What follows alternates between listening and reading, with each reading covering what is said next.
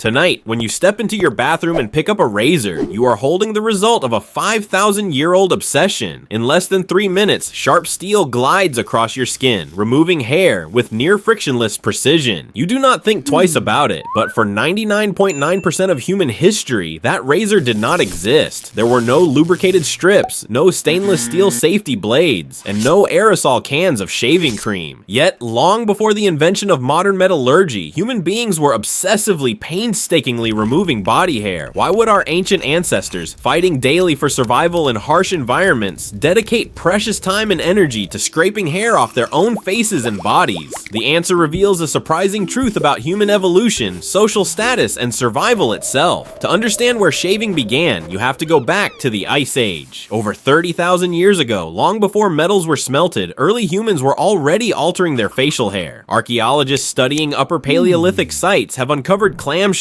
sharp flint flakes, and volcanic obsidian tools showing microscopic edge wear consistent with scraping soft organic material like hair. But why do it? In a freezing environment, a full beard might seem like an obvious evolutionary advantage for warmth. However, for an Ice Age hunter, a heavy beard was a liability. When you hunt megafauna in sub-zero temperatures, your breath freezes instantly against the hair around your mouth and chin. The moisture turns to ice, creating a heavy freezing mask that can cause severe frostbite. Furthermore, lice, mites, and ticks found ideal living conditions in dense human hair. Removing facial hair was not about aesthetics. It was a matter of basic hygiene and survival. Dr. Jean-Jacques Saublin, an evolutionary anthropologist at the Max Planck Institute, notes that early toolmaking was driven as much by bodily maintenance as it was by hunting. Early humans realized that double-hinged clamshells could act as natural tweezers. They would clamp two shell halves together, trapping individual hairs and rip them out by the roots. It was excruciatingly painful, but it was effective. For those who preferred scraping over plucking, volcanic glass provided an astonishing solution. Obsidian can be knapped to create an edge just 3 nanometers thick, sharper than a modern surgical scalpel. A hunter holding a freshly struck piece of obsidian could scrape facial hair down to the skin level, though one slip meant a deep, painful wound. As ice sheets retreated and human societies began to settle, the reasons for shaving shifted from pure survival to social identity. By 3000 BC, in the hot climate of ancient Egypt, hair removal reached an unprecedented level of cultural obsession. To the Egyptians, body hair was associated with animals, filth, and the lower classes. To be clean, civilized, and spiritually pure meant being completely hairless. Egyptian priests shaved their entire bodies from head to toe every 3 days to remain pure before entering temples. Men and women alike removed their hair using depilatory creams made from a mixture of quicklime, starch, and animal fats, or by using bronze razors shaped like small crescent knives. Dr. Joanne Fletcher, an Egyptologist at the University of York, discovered through analyzing tomb paintings and grave artifacts that specialized barbers existed in Egyptian society as early as the Old Kingdom. Barbers would travel through towns carrying bronze tools, offering haircutting and shaving services in open markets. The wealthy possessed elaborate grooming sets containing polished bronze blades, pumice stones for buffing away stubble, and scented oils made from sesame and almond to soothe irritated skin.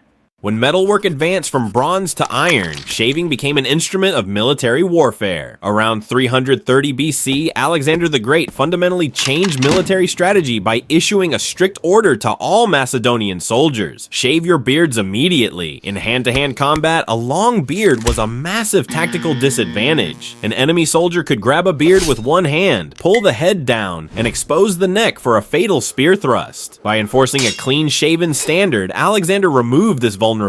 The Romans quickly adopted the practice, turning shaving into a civilizational boundary. To the Romans, a clean face represented order, law, and discipline. The uncivilized tribes beyond their borders, the Celts, Gauls, and Germanic tribes, wore long, flowing beards and mustaches. The Romans called them barbarians, derived from the Greek word for foreign speech, but reinforced in the popular Roman mind by the Latin word barba, meaning beard. In Rome, a young man's first shave known as the Depositio Barbae, was a major religious rite of passage celebrated with family feasts and offerings to the gods. Roman men visited public barbershops called tanstrinai every morning. These shops were hotbeds of gossip, politics, and social life, but the experience itself was miserable. Roman razors, called novaculai, were made of iron that dulled rapidly. Without proper soap, which had not yet been invented in the Mediterranean, barbers used only water and oil as lubrication. Cuts, infections, and razor burn were so common that Roman poets like Martial wrote satirical verses mocking the butchery performed in local shops. Pliny the Elder recorded that Romans applied cobwebs soaked in vinegar to fresh shaving wounds to stop the bleeding. Why did humans endure thousands of years of painful plucking, razor burn, infection, and sharp obsidian blades just to achieve smooth skin? Because facial hair has never been just hair. It is a canvas upon which human culture projects its ideas about status, discipline, hygiene, and power. Over thousands of years, we transitioned from plucking hairs one by one with clamshells in frozen caves to scraping iron blades across unlubricated skin in noisy Roman squares, all in pursuit of an ideal we created for ourselves.